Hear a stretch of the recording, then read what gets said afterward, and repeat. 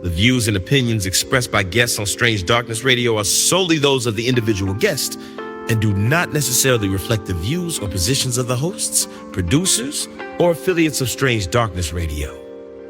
Listener discretion is advised, as content may be unsettling or provocative.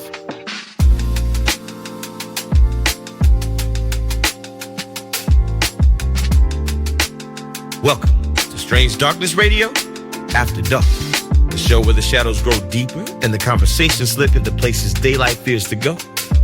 Your host, Bobby Washington, will guide you through the night as we descend into the extreme, the forbidden, and the taboo stories so unsettling, they're banished from the main show.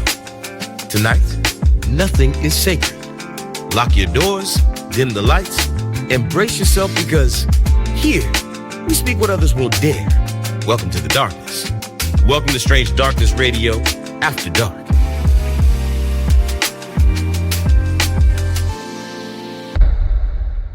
Welcome to a bonus episode of Strange Darkness Radio. I have a special guest, and his name is... Special guest, what's up?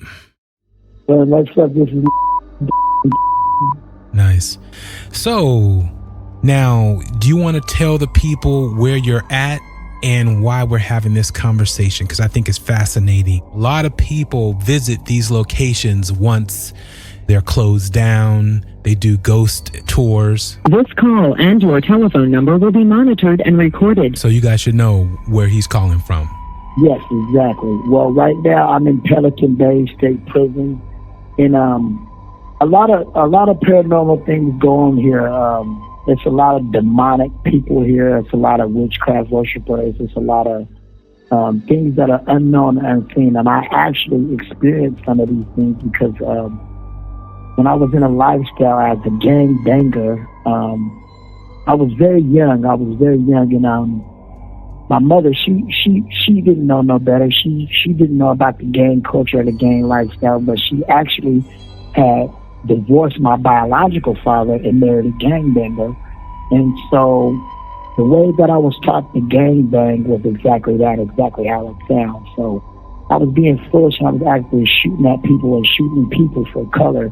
And so the people that I harmed in my life and the people that done harm to me, it's all twisted and it's all demonic entities that taunt me, and they mock me every day. They come up, they mock me every day. I see shadows in my cell, and I come to the realization that if you're a believer in Christ, or you're a believer in Islam, or if you're a believer in anything that's of a good entity, a negative source is always going to fight against a good entity, and vice versa. Yeah. So you have people hear me talking, and then they'll start talking. Then I'll say good morning to somebody, and then they'll hurry up and say good morning to somebody. And it's like it's always a mimic. Just like they're taunting me, they're mimicking me. Or if I'm in a cell, I don't mean to be jumping all around because I suffer from ADHD and ADD, so you're going to have to excuse me for that. But when I'm in a cell and I'm just minding my business and I'm reading the Bible or I'm studying whatever I'm studying, like stuff will just fly out my shelf. Mm-hmm. Like there's no wind blowing in my cell. There's no me tripping over a line or me tripping over a cable cord. Stuff will just literally fly out my cell. And they fly out my cell to let you know that a spirit is actually present. Yeah. I don't know if they try to scare me, but I fear nothing. So, but do you feel a presence when this happens? I absolutely feel a presence when it happens. And then from the corner of my eyes, I can actually see a quick shadow. Mm-hmm. Like I know it's not my shadow, so I can see a quick shadow, or I can feel a slight breeze, or like, for example, Pelican Bay is almost in Oregon, and it's freezing cold in here. And so I be so hot in my cell, I'm actually blowing smoke that it's cold, but I'm chilling like as if nothing ever happened. Mm-hmm. Because I'm remembering all the childhood trauma that I went through, or are the things that make me mad. It's as if I'm, so to speak, Godzilla breathing underneath the earth. Yeah. And he's just chilling. And that's how I just be chilling in myself.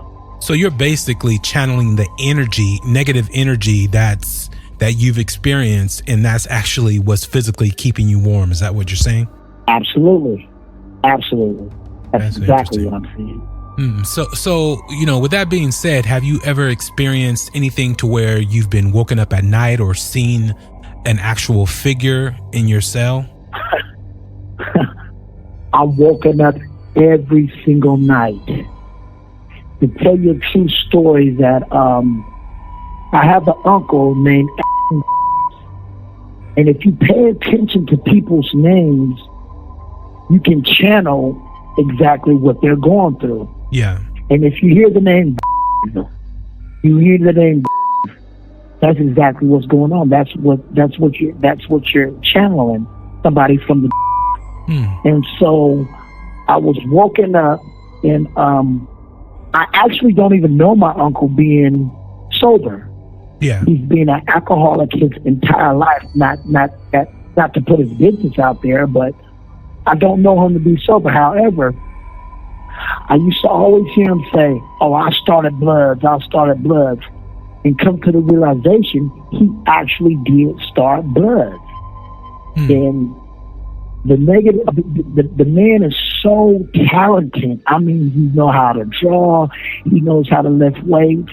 I mean, and right now I'm like the smallest dude because I lost a lot of weight. But people see me carrying a 70-pound bag or just working out. It's like, dang, how is he doing that?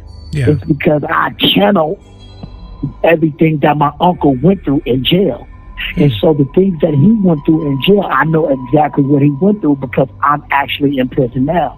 Yeah. And I'm saying that to say, you mean to tell me he has all of these sisters and he can't get a book of stamps or he can't get $5, but it's the choices that he made. Yeah. So when he's hearing different individuals come to jail, like, oh, I was with this female, I was with that female, and they're actually talking about his damn sisters. And it's crazy that this is going on, and he having to deal with different rival gangs, dudes from Los Angeles, dudes from Serranos or Norteños or different. He's actually, and I'm dealing with the same exact thing. Yeah, that's interesting. So, have you? That's very interesting. Yeah, have you ever heard of stories from other inmates that have had paranormal experiences to where the person in the cell has actually been harmed by an entity? Yep. Sexually. Yep. You say sexually? Yes, sexually. I'm talking about, they're called incubus. They're demonic. They're like female. They're like female demons. Mm-hmm. Like the more that you feed into these female demons, the more and more that you'll end up having wet dreams, so to speak. Yeah. I've experienced this as well. I've experienced dealing with some of my ex-girlfriends, and as of right now, one of my girlfriends, she's actually married to another woman. Mm-hmm. And so we always clown and play around. I'm like, yeah, I would have been your best friend. She's like, you're silly. Because we know exactly what it'll be. Yeah. You know what I'm saying? So the incubus demons that I deal with, they always try to touch me, or not touch me as in my butt or anything like that, but they're aroused. And a lot of times I do get aroused, like a picture or looking at, but it's in my mind. But if I know for a fact it's these actual demons, these incubus demons, they're taunting me. Yeah. But have you seen one in the physical form or just in the dreamscape? No. In a physical form, what's happening is these demons are actually transforming their spirit onto an actual person. Mm-hmm. Like, for instance, I can be talking to one of my friends on the phone, and then I can be going to the yard, or I can be going to medical, and then it's the female staff.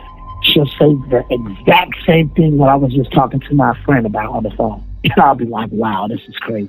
Oh, wow. Like, how did she even know to say that?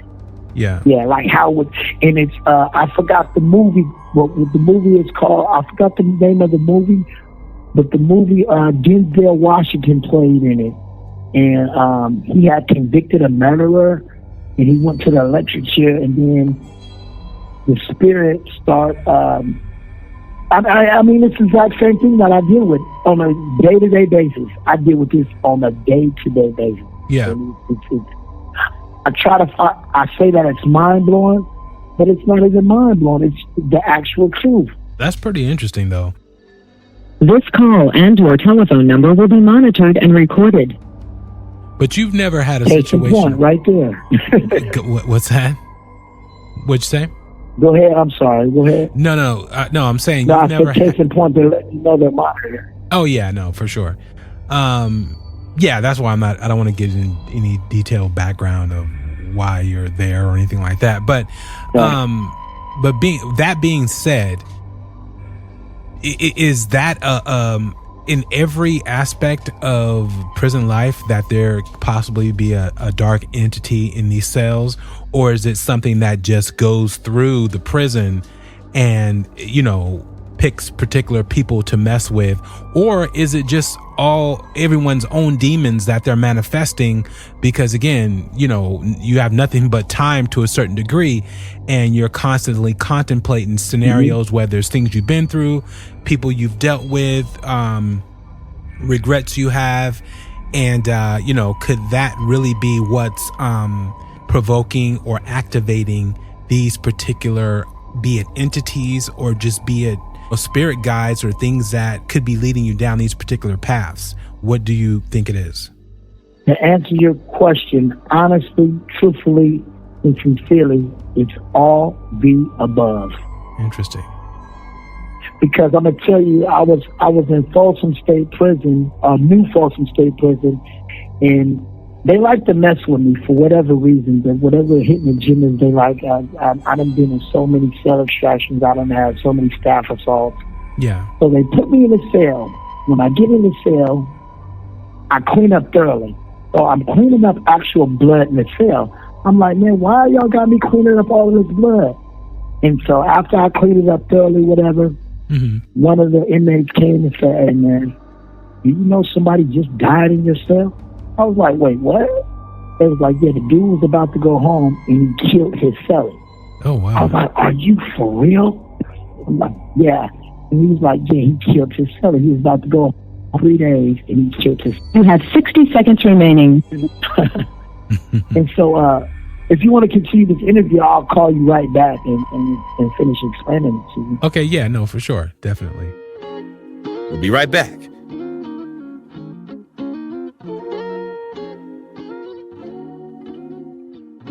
Thanks for listening to Strange Darkness Radio's bonus episode. You can listen on Spotify, Apple Podcasts, and iHeartRadio, or wherever you get your podcast. Now let's get back to the show.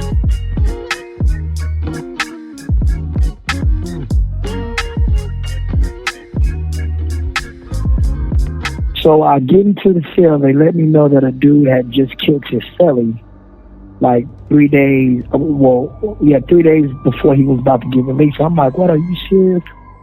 And so I'm in the cell, and like this environment is either you're prey or you're the predator. Yeah. So I'm always channeling energy that's going to keep me on survival mode. And so anything that ticks me off, makes me mad or whatever, I hold that energy. And when I'm inside this cell, I'm doing whatever I'm doing. And I have a hot pot that I set on top of the sink because there's electricity plug. And sometimes my hot pot will just fall into the sink. No, it's stable, and I make sure it's stable. And the energy is letting me know, hey, I'm here. Yeah. It gets real tricky because from past experience, I've had aunties that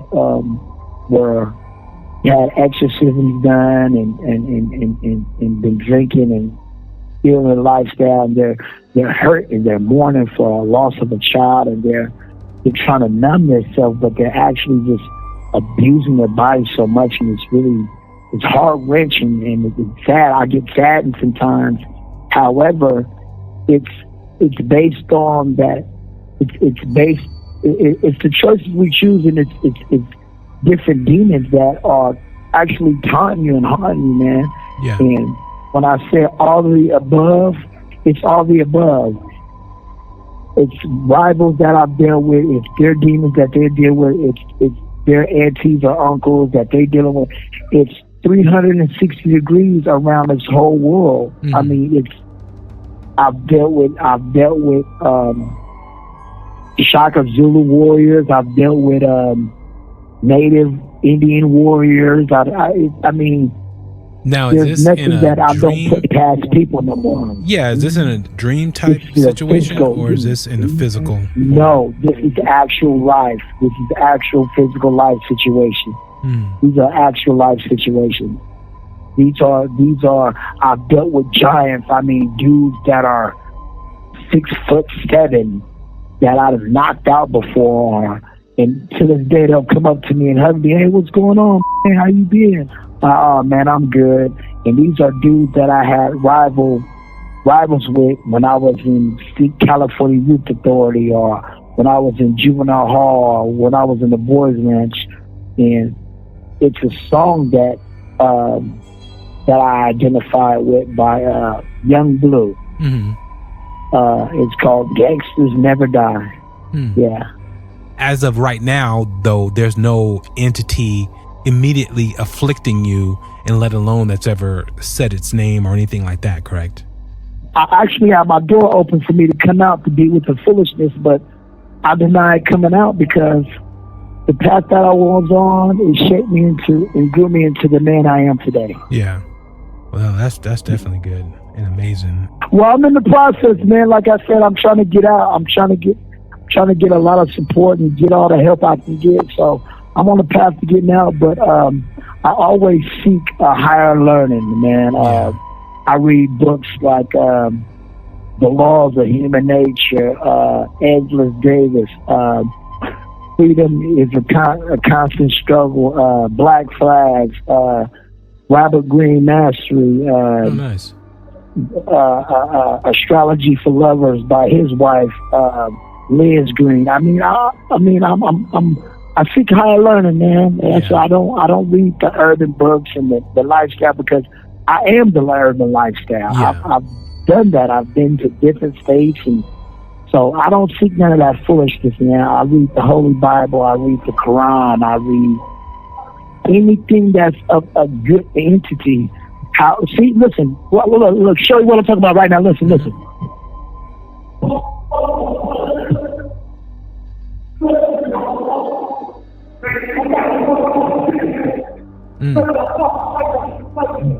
This call and your telephone number will be monitored and recorded. Now you see how they wanted me to come out to be a part of that? Yeah. Why would I want to come out and be a part of that? Yeah. We couldn't hear totally what they were saying. Absolutely not. Yeah. But sound like they were saying. Now I want to go out and listen to this fool talking about effing playing with me and effing this and that. For what? What's the reason? Yeah. I'm on the phone. I'm watching the game. I could be doing some legal work. I could be writing a letter. I could be writing some poetry.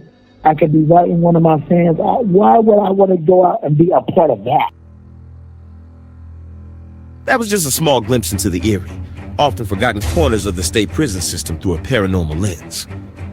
The story you just heard was shared with permission and with the deepest respect for everyone involved. Our goal isn't to sensationalize, but to explore the unknown wherever it may hide, even behind prison walls. Thanks for joining your host, Bobby Washington, for this special bonus episode of Strange Darkness Radio. Until next time, keep your lights low, your mind open, and never stop searching the shadows.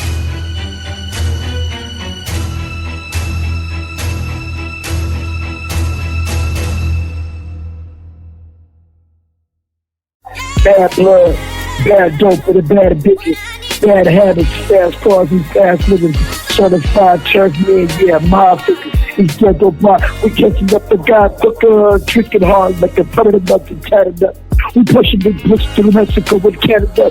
We never letting up, always swindling and won't stop hustling until we reaching millions on them in buildings. Boss up at the bottom of the bottles, menage a trois sessions with some top models. We getting full throttle, going hard, independent, multi-gaming, using some new things in so many places. In it for the money, back to the giants off 100 racks, Hennessy in a double stack. I'm steady gas in this money van, switching lanes. My eyes to the rhythm, and I'm shaping up the finish state. Rather than facts, I'm in it for the money racks. Way deeper than they don't turn it back. I'm damn a little juice right.